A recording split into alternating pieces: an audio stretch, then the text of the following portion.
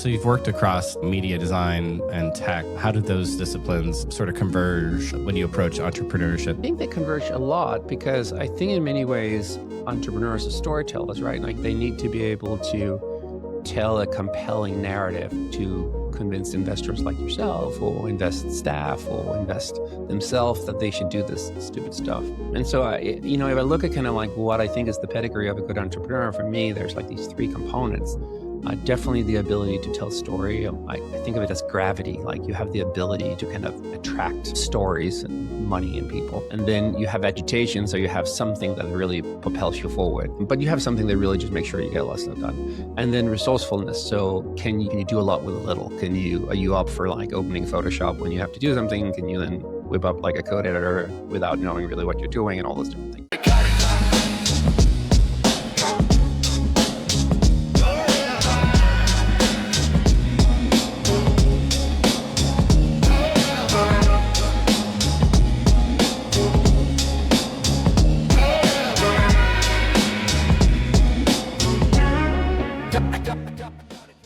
Hey everyone, welcome back to the Ignite podcast. Today we're thrilled to have Henrik Werdelin on the mic. He's a serial founder, investor, and author known for building businesses that blend creativity, customer obsession, and systems thinking. Henrik co-founded Bark, the company behind BarkBox and BarkAir, Prehype, and now Audos, an AI-powered startup platform helping individuals build and scale new ventures. He's also the author of the Acorn method and the forthcoming Meet My Customer and AI. Thanks for coming on, Henrik. I appreciate you having me on. Well, I'd love to start with your origin story. What's your background? What do you think kind of drives all this crazy accomplishments that you're doing? All the times I was made fun of in high school. Is this a therapy hour that we're going to go through? Ignite therapy episode. Yeah, exactly. I mean, like I started kind of being an entrepreneur before, at least where I grew up here in Denmark, Europe, that it was kind of like a thing that people did. But my mom is quite eccentric and crazy. And so she's always kind of like instilled in me that you just go out and do it.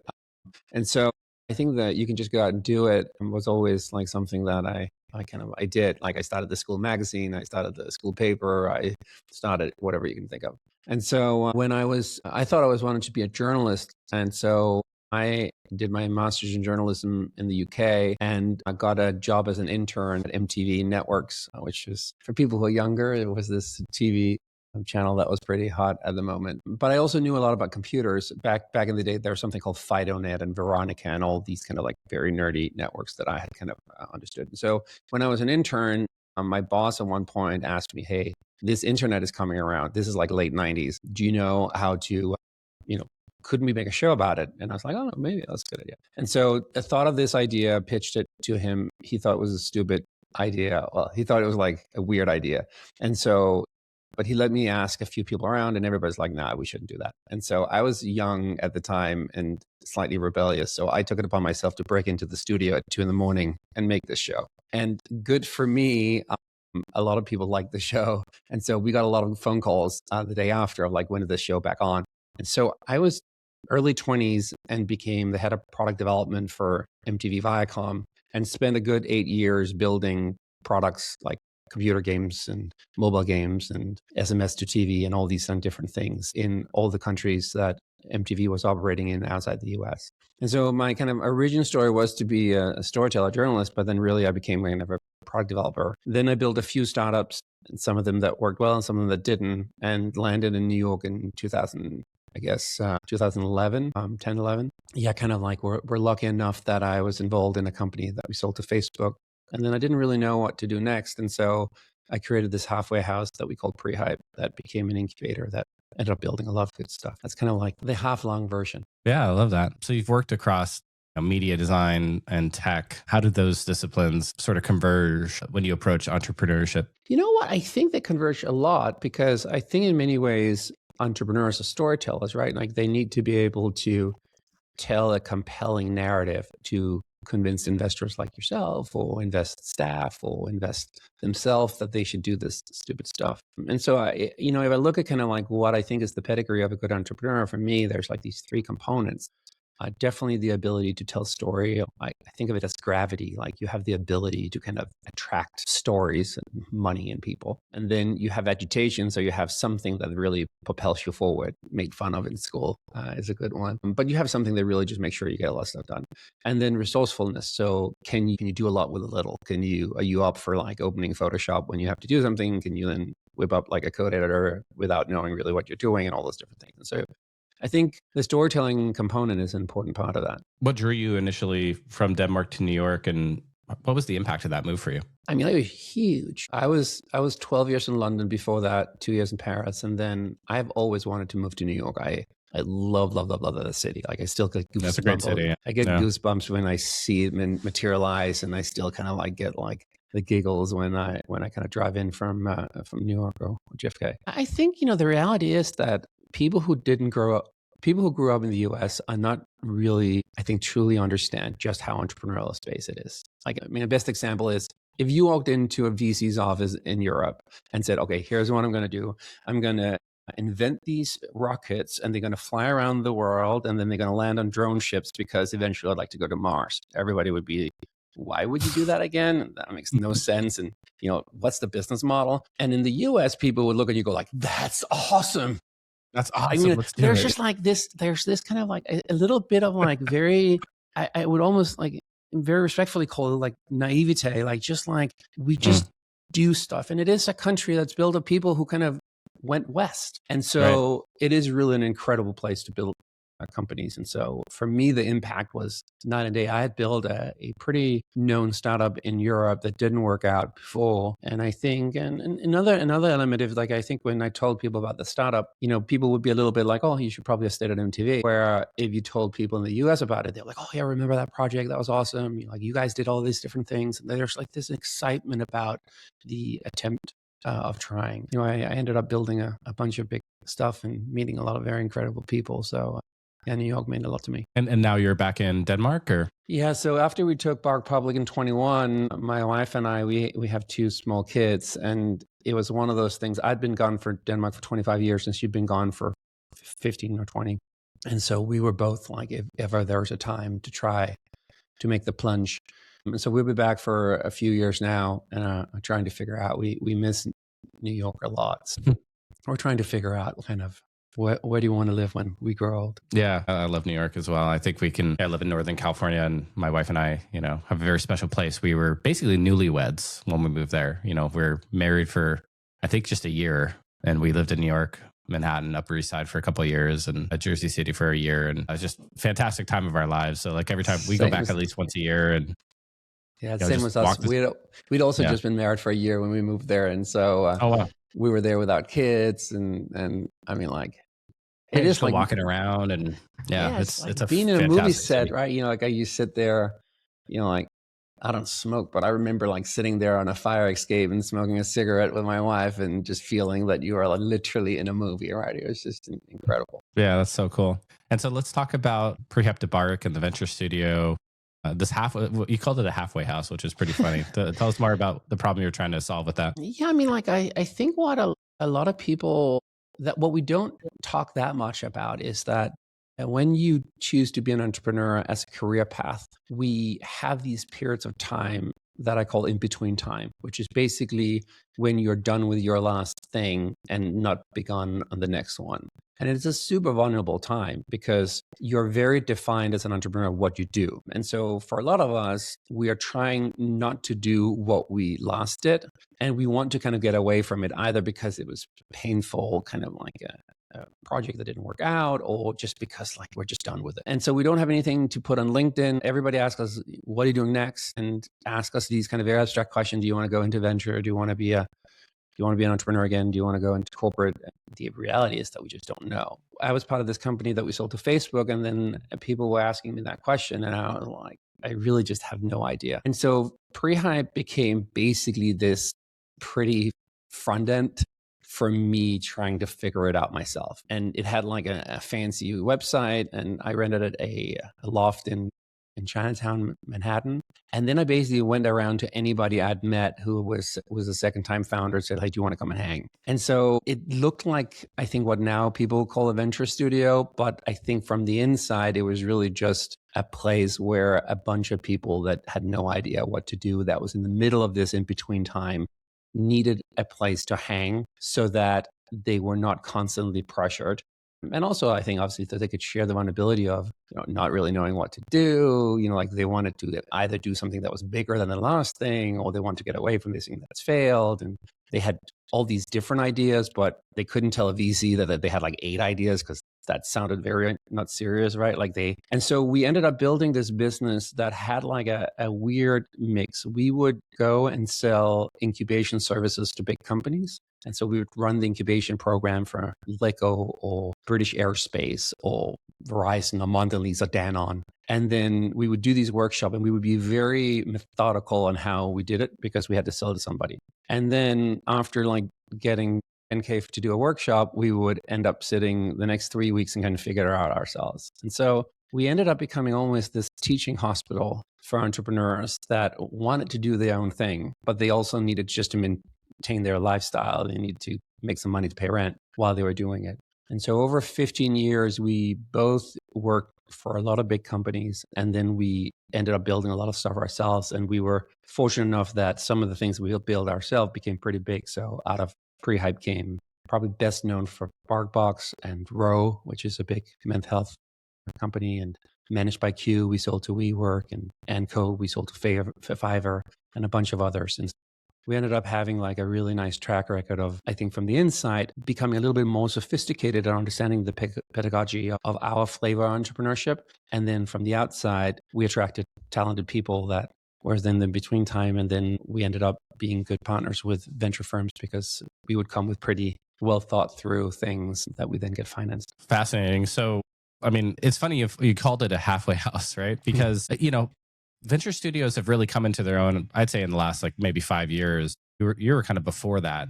Was that term even floating around back then? No, not really. A lot of people really poo-pooed it at the time, right? Like there was this pretty condescending view that anybody who was talented wouldn't be a place like that. So if you were a proper entrepreneur, there's no way for you to go and have a community. You would just slug it all the way through. But BetaWorks in New York had really kind of like started, I think, at least for me, the thinking around that. And there was a few others. I think Science came a few years later out of LA. And then there's this thing, Idea Lab, which had been there forever. But I think, we were probably the 3 or 4 of us that was there. So no, like it was not a thing that was considered very cool or trendy.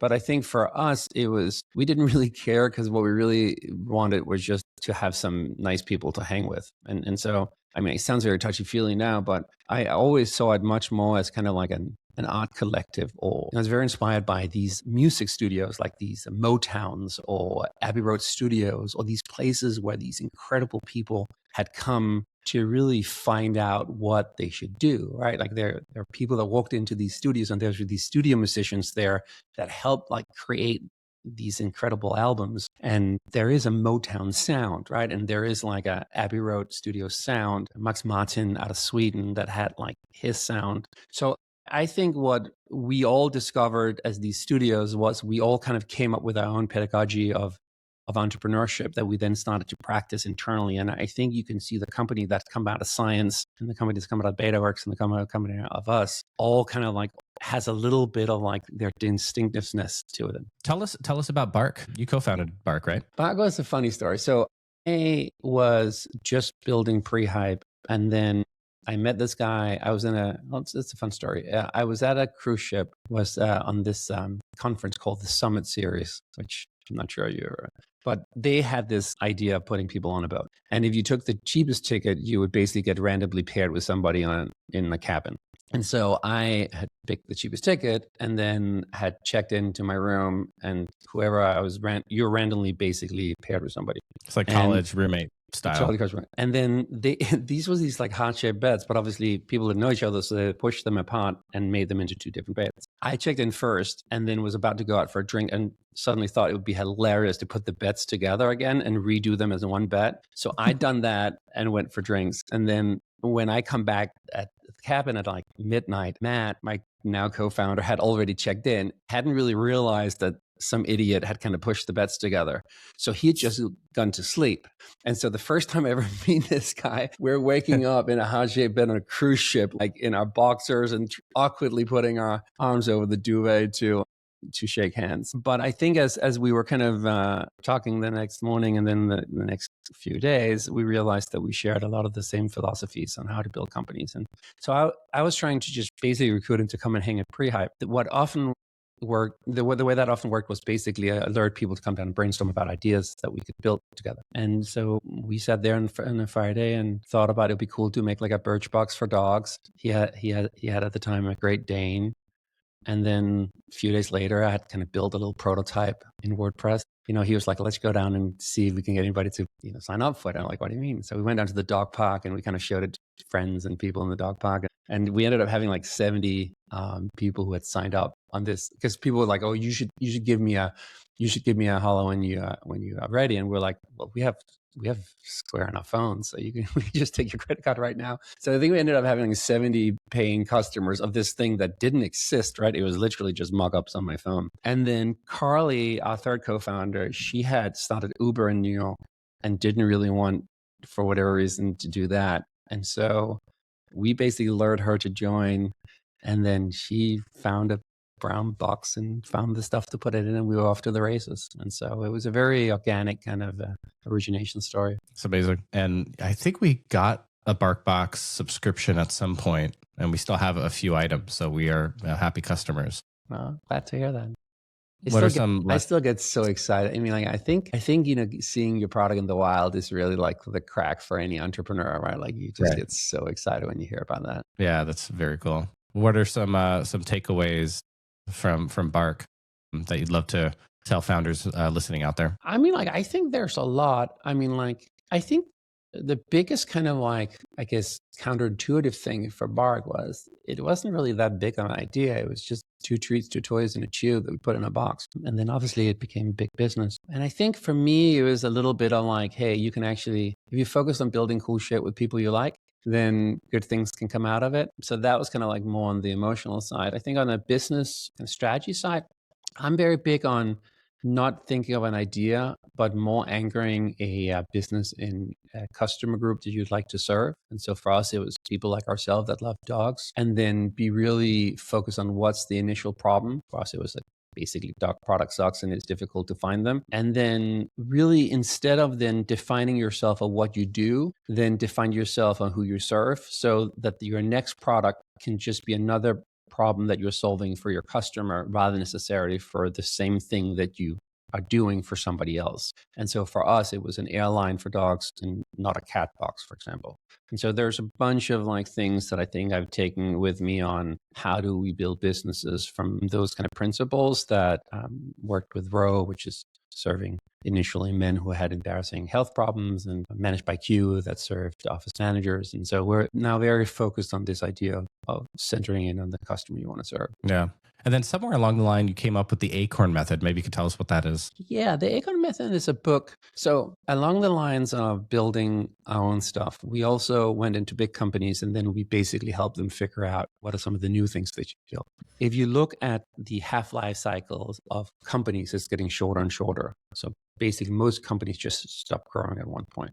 And if you look at the like ones, the Fortune 500 used to have like a tenure of 30 years, and now it's like 11 or something like that. Like exactly right. Like that. Yeah, exactly right. And the ones that seem to keep growing, what they do is that they define themselves not as trying to become the biggest tree, but becoming a forest. Right. So if you look at the Amazon, they obviously have AWS and Kindle and all these different things. Or Microsoft or Google, they all do that, right? They're just constantly building new trees rather than trying to be the So bigger the Acorn trunk. method was to try to articulate that kind of way of thinking about growth in a company, that you really need to drop a lot of acorns. And then when you get nerdy about it, you figure out that trees are this amazing species that basically have found like these very clever ways to survive for, hundreds of thousands of years. And so Acorn and the Acorn method became a description and a process on which companies that they could use to kind of build new things. And in many ways, it was a little bit of a book out of frustration, because the truth of the matter is that we at the time had offices in 4 or 5 countries. We were building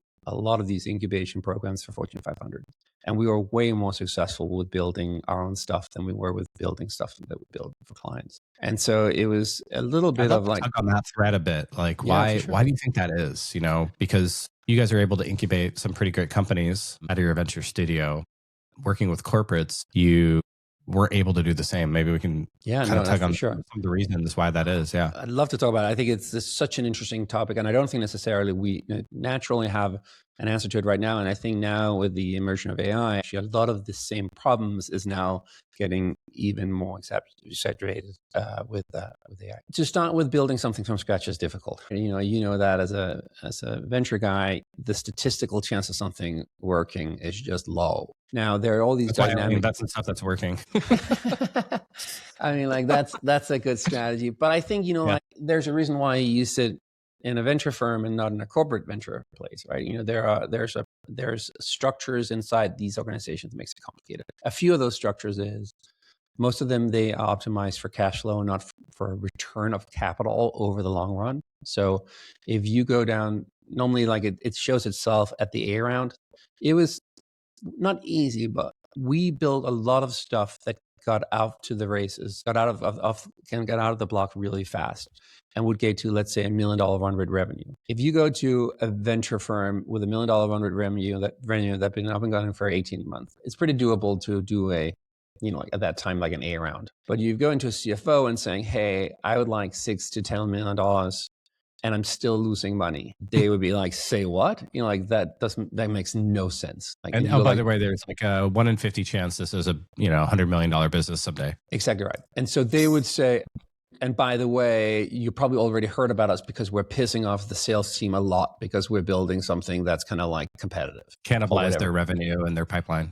All just is annoying, right? So you often would have these like really successful, I would say 0 to 1 kind of initiatives, and then you just hit these hot walls. Or it would just take a long time to make a decision, right? So you would go into basically with venture, you go into a committee, and on Mondays, you basically meet with your partners and then you get a decision. With a corporate venture, you would go in there would be like all these things you had to think about. You might have like an earnings call that had to go through. And so by the time that you kind of got a decision, you've been like basically waiting for 3 to 5 months. At what point the talent, of course, went like, I can't sit around and wait for this stuff. So there's all these small structure thing. And definitely I've done some work with Stanford on what could be some of the new methods that you could use. But I think the structures define the outcomes. And I think a lot of the structures in a big company is really to make sure that tomorrow looks like today, not that you have like a whole process for origination. Preserve the earnings and salaries of the executives. So it was honestly frustrating. I mean, the same people, like all the people that I now had go through the Prehype process that went out to build unicorns or $100 million plus kind of companies, they were all at one point working on a corporate venture. And most of them were. And so it wasn't that the talent wasn't the same, and it wasn't that the process wasn't the same. It was just the structure in which we operated was different. What do you think companies like Amazon get right? Because they release tons of new services and products and features, and same with Google as well. And Google's famous for killing lots of stuff too that's working. I mean, like that. They launch a lot of stuff, right? If you go into Amazon, and I had never worked there, but from what I read from afar, and you have a good idea for something new, they'll ask you to write like these papers that I think has to be in the style of a press release.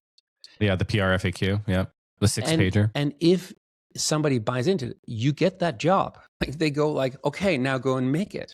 Now you go do that. I don't know any other company, pretty much, except for the other ones that are successful, that has a process to do that. If you work in I don't know, I haven't worked with Unilever for a long time, so they might have a process, but I assume not. If you're a Unilever product manager, they call them something else there, and you have an idea for something you can do, and so you have two problems brand there. Manager probably brand there, manager, I yeah. think. So you're a brand manager, which are these very talented people who run big businesses, right? If you come in and say either you want to launch a new business, I'm pretty sure they'll shove you somewhere over in the corner, and probably they will say, hey, you're going nowhere. You're doing orals already, and you're putting like $150 million in the bottom line every year. Like, please just stay, do that. Or they might shove you over to like basically this theater that they have that's the innovation thing. Or you might come and say, hey, we shouldn't sell a cookie. We should do this other thing, which is like this app or whatever. Then at which point the internal organization just go, like, we don't like an app, what? Like, you know, where we put that? So I think the Amazons and the Googles and these ones, they really have like a pretty good process, or they have a process for basically allowing entrepreneurial people to try to build something out of nothing. And that, I think, to start with, is just amazing. So how has your thinking changed since you published the book? And if you were doing a second edition now, like what would you change, and how has your thinking evolved? Yeah, I think I have a few things. I think you have to build for where you are. And I think if you want to be abstract about it, I think that both goes for companies and it goes for individuals. I think we ask ourselves too seldom, what is the type of new venture I want to build? And it's partly because the world has in many ways been captured by venture. And so the startup that most people naturally think about is one where you come up with an idea, you go out and raise money, and you go and try to build something that hopefully become a unicorn. But obviously entrepreneurship is this kind of big bouquet of everything else. So in the corporate landscape, for example, I got big on this thing I call them revenue exploration vehicles. So instead of doing incubators, you basically build companies, but the companies you are building was just all focused on trying to build revenue. Equity value did not matter at all, because obviously for Unilever, you add like $100 million of equity value, nobody's going to give you credit for it. Doesn't matter anywhere. And it'll take you like 6 to 8 years, at which point like the CEO has changed 3 times. So you have to be better at building the business for the structure on which you're within. And for corporates, I think they should build these revenue exploration vehicles. So that's one. I think second, they should be, a lot of them spend a lot of time spending a lot of money trying to set up these new incubation programs. And they often set them up with, I think, the wrong people. So the people that get hired is often somebody internally or a McKinsey consultant that honestly haven't built anything from scratch, probably ever. And so the first year gets spent basically getting the office and the fishbowl table going. And then and they're promised that they have 3 years, but they never have 3 years. And so when 18 months roll around and they spend $5 to $10 million, the CFO comes down and going, hey, you know, like, it's a soft quarter. You know, why are we spending all this money? You don't have anything to show for it. And they don't have anything to show for it because A, they haven't built anything. And sometimes there's a good reason for that. But also they haven't used the learnings that they got from what they built and productized that. So nobody internally is getting any value out of the things that they're building. So I think that's the second insight, is that basically knowledge or learnings is a product you could ship. You could actually become much better at creating basically insights that then get distributed into them. So, I mean, as you can hear, I've thought about this for a gazillion years. So the list is long, but those are some of the more important ones. So let's talk about Audos. Am I saying that right? Is it Audos? I call it Audos. It was a .com that was available, so the name is tough to say. I'll give you a little bit. Like, it's an interesting, I think for a venture person, it's an interesting kind of journey. So 21, I hear about OpenAI. I tweet at the CTO going like, hey, I heard about you. Basically, can you hook me up? And I get access to this playground, which is like very, very early. And this is ChatGPT 2.0 before 3.0. This is before ChatGPT. So this is when they just had this thing called the platform, the playground. And the playground was basically just a big text box with some buttons on the side. And you could write something in that text box and press a button, and basically it'll just continue whatever you had written. And I saw this and my mind was blown. Like, I think like, you're not as old as I am, but I remember first time seeing the web. And I'm older than I look. So I was on Fidonet and Gopher and Veronica, and suddenly one day somebody showed me a browser, right? Like Mosaic or whatever it was called. And I was like, I can now see what the world would be. I mean, like, just that stupid like gray background, and like the links were all blue, and everybody had like under construction GIFs kind of like going everywhere.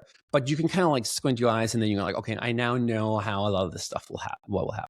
I had the same experience with Playground. I was like, this is everything. So I went into Bark and all my portfolio companies and our incubation studio, and I'm basically like, okay, everybody stop what they're doing. This is what we have to spend our time on.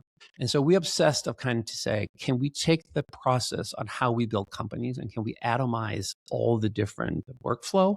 And can we then create agents that basically help us do this in a much better way? And the initial idea was that we basically wanted to not have founders. We basically wanted to create AI founders that build that. We built a system that would go out and swipe the internet for problems. We're big on this thing. We have this phrase called "it sucks that," which is basically we always try to go for them. So we basically was trying to find problems on the internet. Then we would automatically have OpenAI generate ideas. We would create landing pages. We would do conversion funnels. And then basically we would have the system ping us when there was 100 pre-paying customer. It kind of worked, but it was crazy the stuff that came through. And often stuff that just wasn't doable. We found there was a low CAC on people who would buy fecal transplant from Olympian athletes to get their microbiome. Like, low CAC, not legal to do, probably not scientifically sound, but people would buy it. As part of that, we got obsessed about this idea that the future moat for everyone is going to be what we call relationship capital. It is when, in a world where everybody can do everything, the relationship between the founder and the customer, that unique bond, the ability to have authenticity and authority, and the ability to predict basically new problems that you can solve for the customer, is where you're going to have a lower chance of having AI outcompete you for a while. So then we were like, okay, how do we find a lot of founders? And at Prehype, historically, people came to us. And then we had coffee with them and we worked with them and got to know them and blah, blah. And then we built like 3 to 5 companies a year. This was really like an attempt at saying, like, how do we get that to 100,000 a year? How do we make 100,000 companies every year? So we need to find 100,000 founders. Segue to next thesis, and that is, in a world where everybody can do everything, in a world where 60% of Americans would like to start something and only 8% does, there is a cohort of people that has the entrepreneurial chop, but just doesn't do it. And they don't do it for good reasons. It's difficult, it's emotional hard, it's you need technical skills, you need finance, you need all these different things. So we were like, can we build a system that help the everyday entrepreneur, what normally the people that would do a mom and pop store, can we help them figure out a customer they'd like to serve? Can we help them identify a problem? Can we build the product for them with AI? Can we help them find customers? And can we finance them all under one platform? And so that is the experiment that we're doing with Audos, where we have built all that. And we're soon to announce our first 10 people that we signed. And the reason why we use the word signed is that our business model is different than yours because we don't take equity, we take a royalty. So we offer people money and then we take a royalty on the product that they build on our platform. Okay, almost like a franchise model. So you'll take a percentage of revenue over time. Interesting, but no equity. But no equity. And why'd you make that? Why'd you do it that way? Because I think a lot of these companies will never get sold. I think these will be, we call them Donkeycorns instead of unicorns, right? $1 million turnover people with 2 people less. They grind like mules. Donkeycorns? They grind like mules. What does that mean? We call them Donkeycorns. It's because we got into like, they grind like mules, but they party like unicorns. And so they're like these like they won't be $1 billion companies, but they'll be these like, $1 or $2 million revenue lifestyle kind of companies. And for many, that has been financeable because, you wouldn't put money into them. But if we could build like cool lifestyle business, like you'll probably cap out at a few million in revenue and it's just not VC backable. Yeah. But because that you now have access to the world, you could have all these very specific groups that we're seeing on YouTube and TikTok that's kind of forming, and then you could build a business just for them.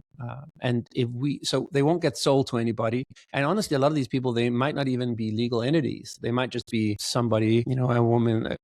We have, just to give you some example, like a woman from Texas who offer kind of fitness advice for women after they've given birth, or Sarah who lost her dad and found out that basically the process post-death is like really, is both traumatizing, of course, but it's also like just logistically very difficult. And so she built a business of that, or somebody who's very good at analyzing your golf swing. Like none of these things will be venture backable, but they got built on our platform and now people are using them. That's really cool. So I guess part of the thesis is, I see AI accelerating big venture scale outcomes, but it's also a kind of a rising tide that lifts all entrepreneurial boats as well, where now you can get from 0 to 1 or 1 to 5 faster than ever, easier than ever? 100%. I think it's just like if you draw the curve, right? Like it started The when curve is shifted up and to the right. yeah. You're But if you still, you're going to started have more unicorns than ever, but you're also going to have all the like more lifestyle $1 million small 100%. business tech companies than ever as well. And honestly, from a society point of view, we need to. Like the country was built Right. on everyday entrepreneurs, Small business owners, right? Like, yeah. They employ half of the population, right? And they do that in the UK and here and stuff like that. Meanwhile, we haven't really, I think, as people in the entrepreneurial space, been very good at celebrating. You know, we use the word lifestyle company, and for many, it's like a derogatorily, term. Yeah, right? yeah. And you mean, but I think for many people, specifically people that might get unemployed by AI, like if somebody said to you, you know, you can work with people that you really like and you don't have to have a boss and you'll make like, let's say you do like $1 million turnover and you make like 400K a year, you know, like, yeah, 3 or 4K a year is a great lifestyle. It's like an incredible lifestyle for like most people, right? So I think, you know, everybody obviously try to sack when somebody's sick, and we're trying to basically say YouTube did this for media companies, Airbnb did this for hospitality, Shopify did this for small e-commerce. We think that there's going to be this play for basically simple apps for very specific groups, and somebody should help these entrepreneurs make it. And so that's the bet we're doing. It's amazing. Let's talk about the future a little bit. What do you think entrepreneurship looks like over the next 5 years, and where AI automates a lot of this process? I mean, like having been deep in Cloudbot and all these like agents this weekend, I mean, like it's tough not to get swept away with a feeling that it's going to be a wild, wild ride right now, right? You know, I can just see the way that I operate, how companies that was born after 24 operating. It's just night and day. It is literally like, this is not like a web technology. This is like electricity. Like we have to reinvent a lot of stuff because it's going to be wild. So I hope, because I'd like to have a positive view on the world, that it is incredibly useful for society if there's more entrepreneurs. And I think it was very, very, very difficult for somebody to start something 15 years ago. With cloud and SaaS, it became easier. And I think now with AI, it's becoming much easier.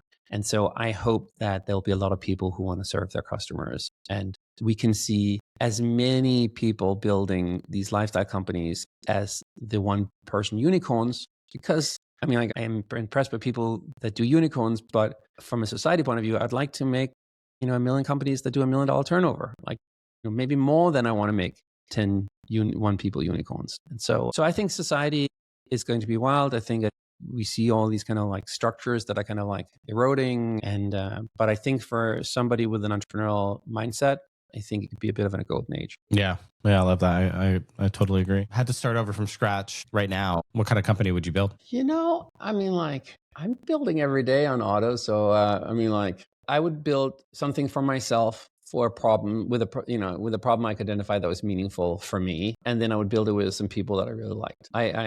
Have you ever read this book called Why Greatness Can't Be Planned? It's a bit of a niche book. It's a guy called Kenneth Stanley.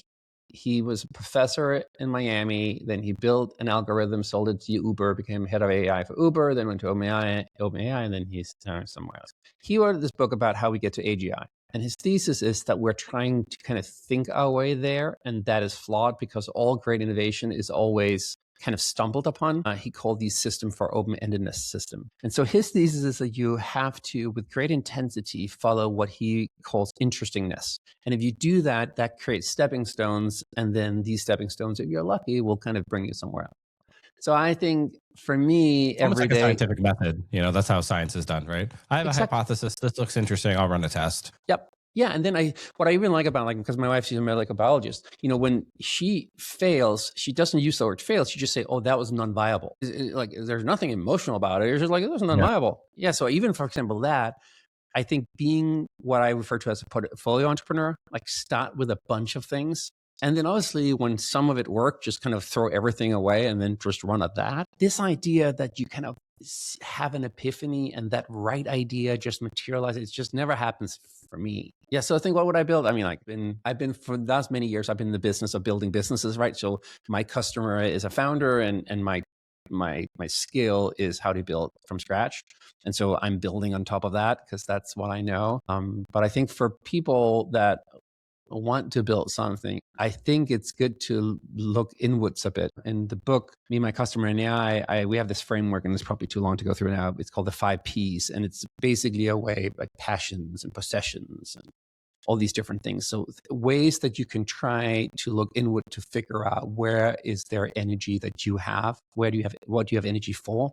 That might be a good object for you to explore in order to build something around it. Love that. Well, let's wrap up with some rapid fire questions. What's a product, physical or digital, you wish you had invented? That's a great question. I have many of those. What would be like to have invented? We use that example. I think SpaceX is just so incredible, and it's so audacious, and it has so many cool attributes. So I pick SpaceX. That's awesome. Yeah, we're investors actually, at least in the late stage. I wish I invested in the early stage. I mean, like that might be a good investment. I tried to figure out how I got into that deal like 8 years ago, but even at the time, it was always so expensive that you're like, what? It's billions of dollars with no revenue. What? Yeah, and the minimum was $1 million, and I didn't have that. So, what's the most underrated entrepreneurial skill in the age of AI? Empathy. Love that. If you had to delete every app from your phone except 3, which would stay? I think for me right now, it would be Claude, my AI app. It would be. I've been thinking about switching to Claude from ChatGPT. I feel like OpenAI has really dropped the ball on their product lately. Yeah, like the AI is still really excellent, but everything around it is not as good as Claude. Yeah, and also, if that makes sense. 100%. Also, I'm deep Claude Code, so I'm now in that kind of universe. And then you got Claude Cowork now. Yeah, which is incredible too.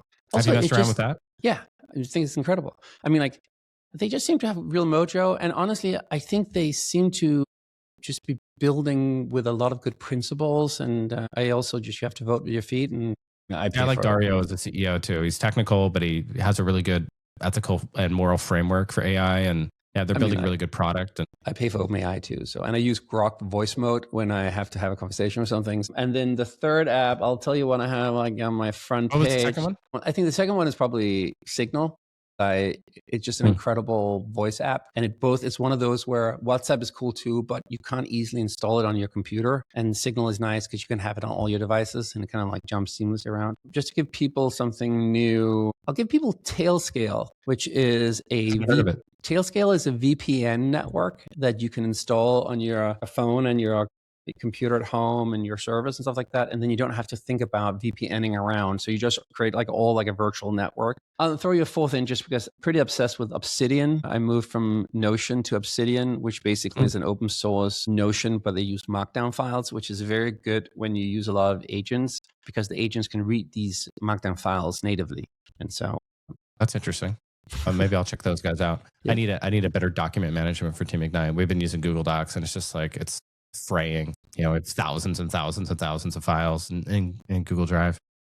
Yeah, I mean, but if you take Claude Code and connect with it through an MCP, you could also have it help you organize it. Yeah, I could go just make changes, right?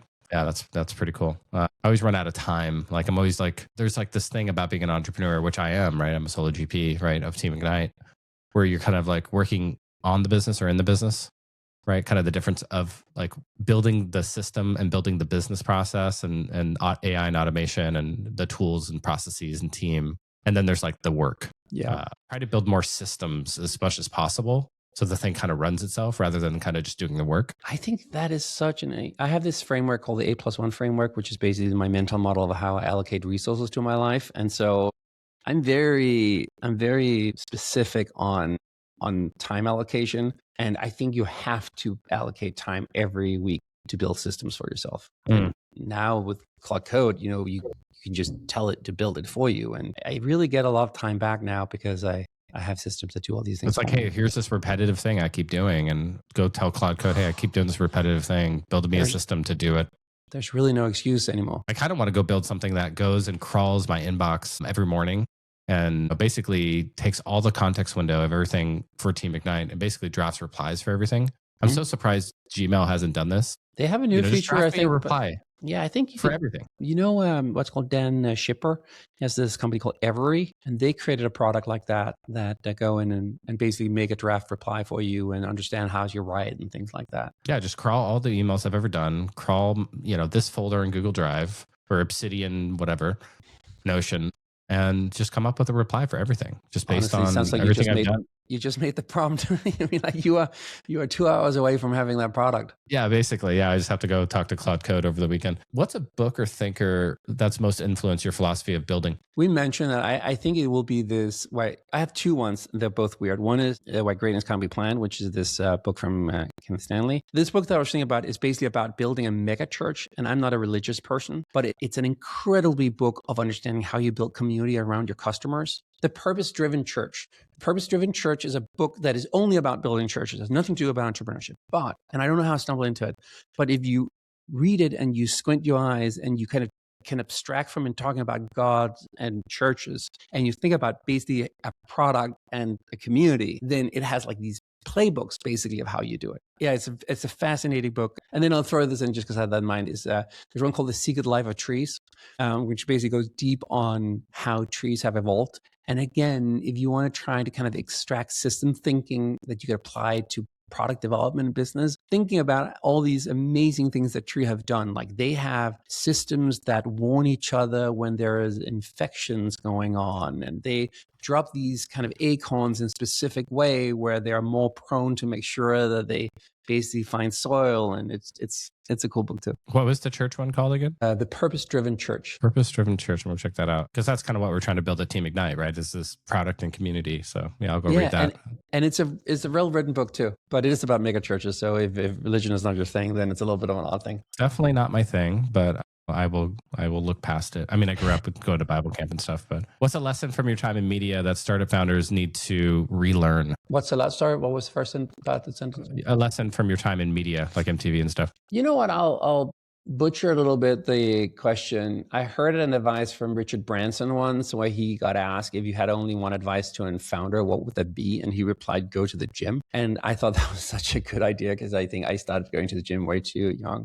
For MTV, there's a cool book from Freston who started MTV. I think what they did really well was they just gathered a bunch of misfits and then they had a really good time. They were serious about their work, but they had a great time. They created an environment that was incredible. And I think founders are so busy trying to make sure that they get all the to-dos kind of nailed that sometimes they forget that part of their job is to create a space, an environment, a Slack channel, whatever kind of like the space is for you and your company that make people feel they can do their best work. And that, I think, when that works, and it did that at Bark, for example, it's quite magical. What do you think going to the gym meant in this context? You know, I think the reality is that a lot of founders just burn out. I mean, like, I think if you don't take care of your software and your hardware, you know, then just the machine won't work. And I think a lot of us, for all these reasons, have all these things we want to do. And the thing that